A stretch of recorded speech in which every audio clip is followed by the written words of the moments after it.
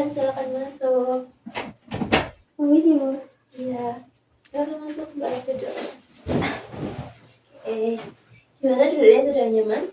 Sudah dinyamankan belum kalau sudah. Gimana kabarnya Mbak Dia hari ini? Hari ini alhamdulillah rada pilek sih ya. Rada pilek ya. Cuacanya emang lagi gak menentu ya, kadang hujan, kadang panas. Nah, ini tadi gimana perjalanannya, lancar?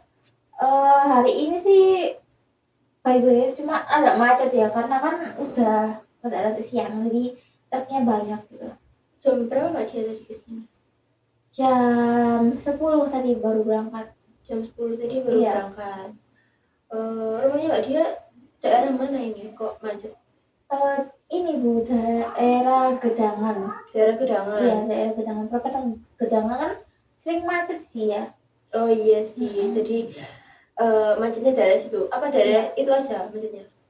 Iya, di daerah Gedangan, Aloha, Waru, sampai Bundaran Waru itu sih macetnya tuh. Macetnya udah mulai. Iya, betul. Iya sih. Emang padat penduduk ya daerah situ, dan truk-truknya juga lumayan banyak. Iya, betul. Hati-hati ya Mbak Dia kalau mau perjalanan kemana-mana itu. Iya, terima kasih. Oke, baik. Tadi udah sarapan belum kesininya? Tadi udah sarapan berangkatnya. Udah sarapan ya? Sudah. Alhamdulillah. Oke, baik. Sebelum kita mulai, saya ingin menyampaikan bahwa Mbak Dia di sini tuh bisa bercerita dengan nyaman, aman, dan santai aja. Semua yang Mbak Dia ceritakan di sini saya akan menjaga kerahasiaannya. Jadi Mbak Dia tidak perlu takut untuk permasalahan yang Mbak Dia ceritakan ini, atau cerita yang Mbak Dia sampaikan ke saya ini akan tersebar atau kerahasiaannya itu tidak aman. Begitu ya Mbak Dia? Bisa dimengerti ya? Bisa dimengerti. Oke, baik. Jadi mungkin Mbak Dia bisa bercerita tentang yang Mbak Dia alami untuk saat ini.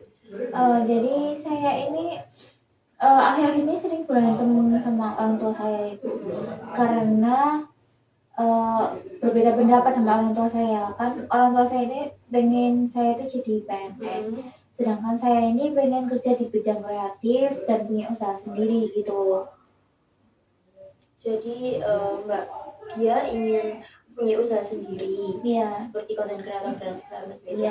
Tapi sedangkan itu Mbak Dia itu ingin Mbak Dia menjadi PNS gitu. Enggak, ibu aja sih, kayak apa ya, ayah juga sih. Ayah juga, berarti orang tua Mbak Dia menuntut untuk menjadi PNS gitu. Iya, betul. Jadi perbedaan ini ya, harapan orang tua dengan keinginan Mbak Dia ini. Iya, betul. Oke, baiklah.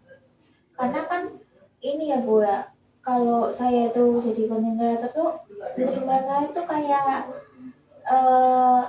content creator kan dipandang kayak gak ada masa depannya gitu loh.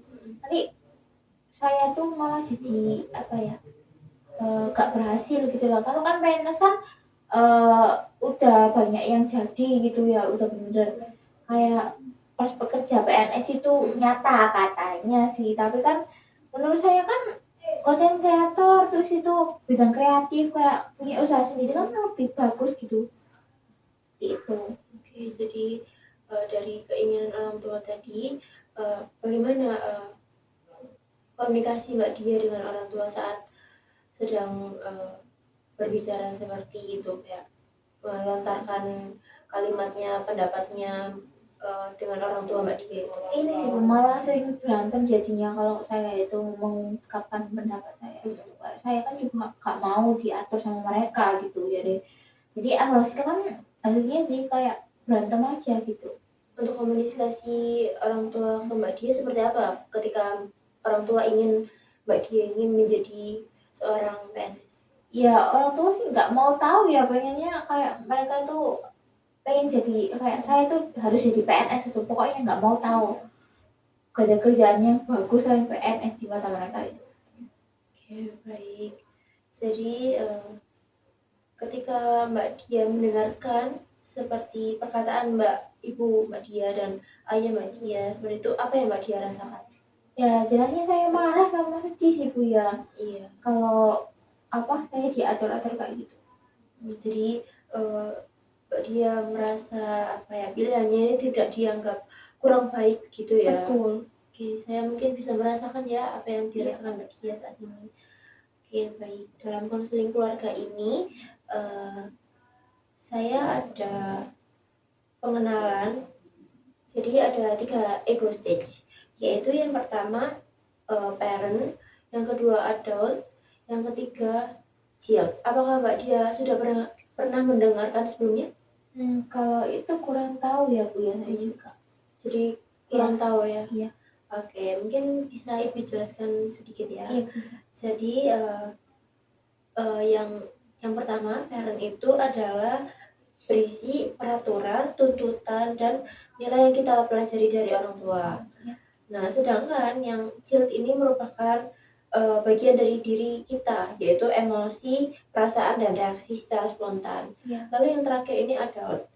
Nah, di bagian ini tuh adalah bagian diri kita yang berpikir secara tenang, logis, dan realistis. Jadi, adult ini yang paling netral begitu. Nah, menurut Mbak Dia, ketika orang tua Mbak Dia ini mengatakan bahwa pekerjaan yang dipilih Mbak Dia ini tidak menjamin masa depan, itu termasuk ego state yang mana? Kalau menurut saya sih yang parent sih Bu. Yang parent? Iya. Oke, betul sekali ya Mbak Dia. Jadi ketika Mbak Dia itu merasa marah dan memilih diam, lalu menurut Mbak Dia itu termasuk ego stage yang mana? Mungkin yang child sih Bu. Yang child, ya bagus. Nah, di sini Mbak Dia itu sudah mulai mengenali pola komunikasinya. Jadi ketika orang tua berbicara di posisi parent, nah sedangkan Mbak Dia ini merespon di posisi child. Nah, pastinya komunikasi itu menjadi saling bertabrakan, sehingga konfliknya itu jadi mulai memanas saat mengutarakan pendapat satu sama lain gitu. Nah, mungkin kita bisa mencoba ya kayak melihat dari sudut pandang orang tua. Nah, saya ingin tanya ini, menurut Mbak Dia itu menganggap mereka itu sangat menginginkan Mbak Dia menjadi PNS kan? Betul. Nah, jadi misal kita mencoba melihat dari sudut pandang orang tua. Nah, menurut Mbak Dia, mengapa mereka itu sangat menginginkan Mbak Dia ini menjadi seorang PNS?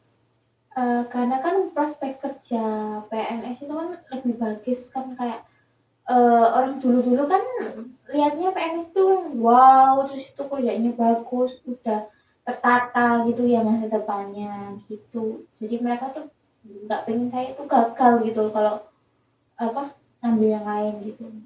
Jadi di balik kekhawatirannya dan tuntutan yang dari orang tua Mbak Dia tadi, pasti ada rasa khawatir dan rasa sayang ya untuk Mbak Dia sendiri. Wajar ya jika Mbak Dia ini merasa tertekan, namun sekarang coba dibayangkan, apabila Mbak Dia ini merespon dari posisi adult. Jadi posisi adult ini Mbak Dia posisi yang netral dan pembawaan komunikasinya juga bagus. Kira-kira apa yang bisa Mbak Dia sampaikan kepada orang tua? Kalau saya sih pengen mengutarakan ya bagaimana prospek kerja yang ingin saya ambil sih Bu, kayak gimana tata caranya, habis itu bagaimana prospek kerjanya itu seperti apa, misal kayak mungkin kalau ada gajinya gitu juga saya akan beritahu gajinya seperti apa, habis itu kayak keseriusan dalam bidang itu tuh seperti apa, jadi mereka itu biar ngerti, punya pandangan lah. Kalau misal saya kan gak jelasin terus itu malah cuma menolak permintaan mereka gitu, mungkin mereka nggak bakalan ngerti apa yang saya pikirin. Oke, baik. Bagus sekali Mbak Dia. Itu merupakan contoh komunikasi adult to adult ya. Jadi Mbak Dia bisa menyampaikan kan pendapat Mbak Dia dengan tenang, jelas, dan tanpa menyerang orang tua Mbak Dia. Gitu ya. Mungkin hari ini Mbak Dia sudah belajar memahami pola komunikasi antara Mbak Dia dengan orang tua. Nah, ternyata di balik komunikasi tersebut, konflik tersebut yang selama ini terjadi bukan cuman karena perbedaan pilihan pekerjaan, tapi juga komunikasi gitu ya, saling bertabrakan. Ya, saya juga kayak ngerasa mungkin emang salah sih buat komunikasi mereka sama saya gitu. Oke. Mungkin ya saya akan perbaiki. Nah, sebagai latihan Mbak Dia, Ya. minggu ini coba Mbak Dia itu berbicara dengan orang tua Mbak Dia menggunakan posisi adult. Jadi Mbak Dia berbicara dengan tenang dan menyampaikan alasan secara jelas, lalu tidak emosional juga. Nah, nanti ada pertemuan berikutnya kita akan melihat bagaimana perkembangan komunikasi Mbak Dia dengan orang tua Mbak Dia, begitu ya. Baik. Oke, semangat ya Mbak Dia. Baik, terima kasih Bu. Oke, terima kasih juga sudah terbuka dan berbagi cerita di hari ini ya. Iya. Saya sangat mengapresiasi kedatangan Mbak Dia pada siang hari ini. Ya. Oke, sampai di pertemuan berikutnya ya Mbak Dia. Baik, terima kasih Bu, gitu ya. Iya. Gitu.